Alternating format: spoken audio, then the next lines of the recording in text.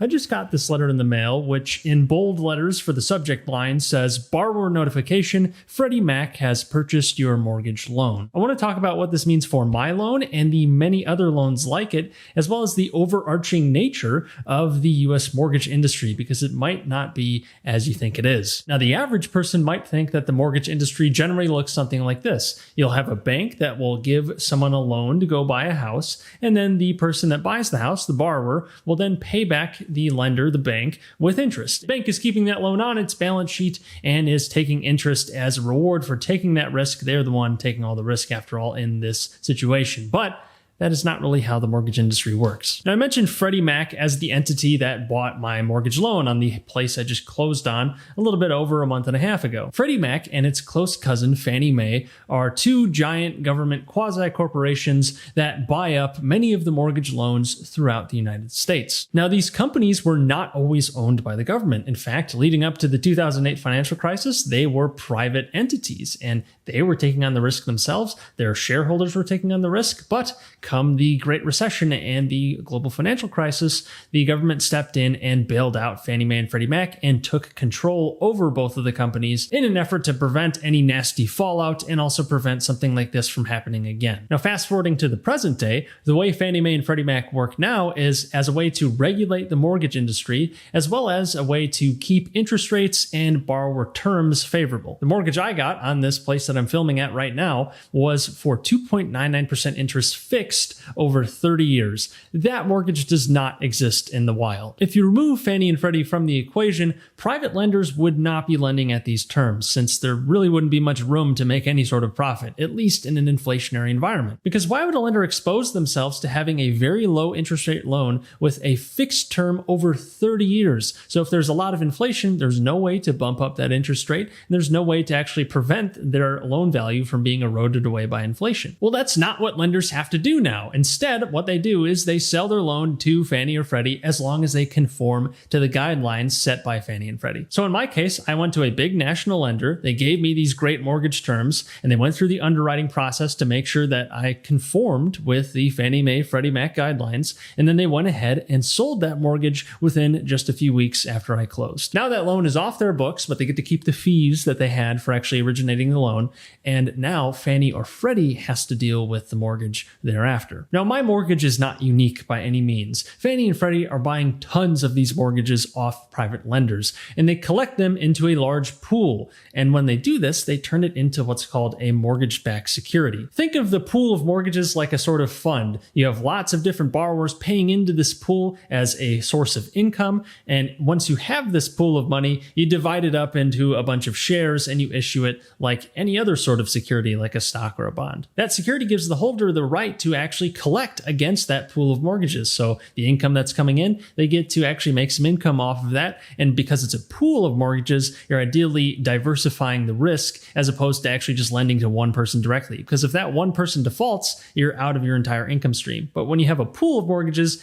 as is the case with a mortgage-backed security, you're ideally diversifying that risk, because if any one fails, you're going to have many others to actually pick up the slack. Now, back in the 2008 financial crisis, this was a huge problem because these mortgages were not being rated honestly. So mortgages that really were not of high quality were being rated the same as ones that were high quality. So it was not as easy to understand the risk of these mortgages that were in these large pools in these mortgage-backed securities. So a mortgage-backed security that might seem like it's totally risk-free or relatively low risk was actually very risky because the things weren't actually disclosed properly. But that's beside the point. The point is the risk is not on the actual lender making the loan. Instead, Fannie and Freddie, and thus the US government, is bearing the risk. But we have to go a step further than this, because it doesn't just end there. Who actually buys these mortgage-backed securities once they are issued? Because once the mortgage-backed security is issued, it is sold to someone else, whether that be an investor like an institution or a central bank like the Federal Reserve.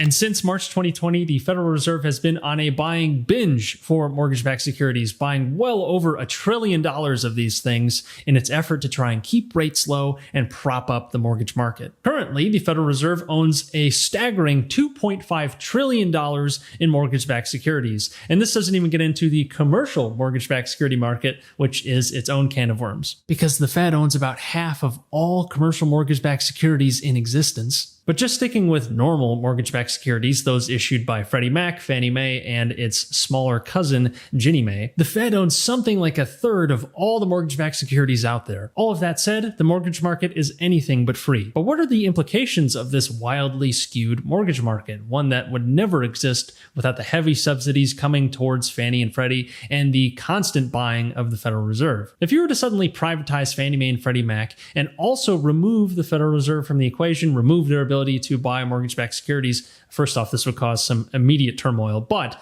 you'd probably expect much higher interest rates, and you could almost certainly eliminate the 30-year fixed rate term without massive government subsidies through some other program, because that is something that lenders are generally not going to take on unless they're going to get compensated in a big way, where it'd be so unaffordable that borrowers probably wouldn't do it anyways. The risk-reward incentives are out of balance because the lender itself isn't bearing the risk of issuing this mortgage. They just follow the guidelines set by the government, issue the loan, take their fee in issuing that loan, and then sell it to the government. The government will take care of the risk. Thus, the taxpayer takes care of the risk, or if it's sold to the Fed, then everyone just takes the risk via inflation. And also, there's the added wrinkle of housing costs continuing to stay propped up. Now, some people might argue that this is a positive thing, but there are certainly negatives with having more expensive housing, because all this is really doing is it's artificially increasing the demand by increasing the purchase power of everyone out there who can qualify for a mortgage. It's not really giving any one person an advantage, except for those who can actually qualify for mortgages in the first place. So I guess the rich get richer. But the mortgage market is so heavily manipulated to keep prices propped up and to keep the markets stable. And for someone who might be struggling to save up for a down payment to make a purchase on a home, that could be a problem because the market is constantly being propped up by this artificially cheap debt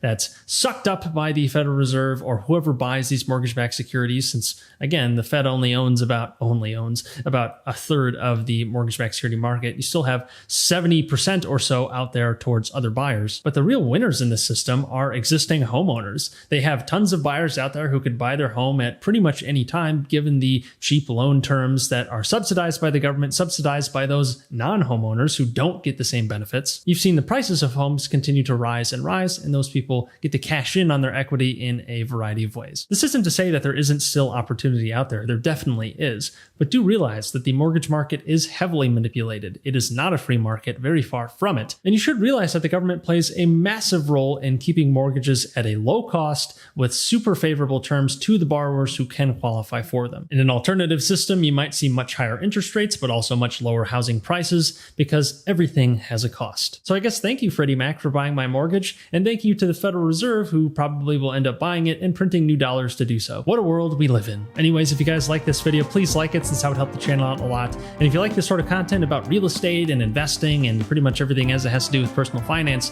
then be sure to subscribe, since I put out new videos every single week and wouldn't want you guys to miss out. And check out the free stuff and the affiliate links in the description below. But until next time, take care.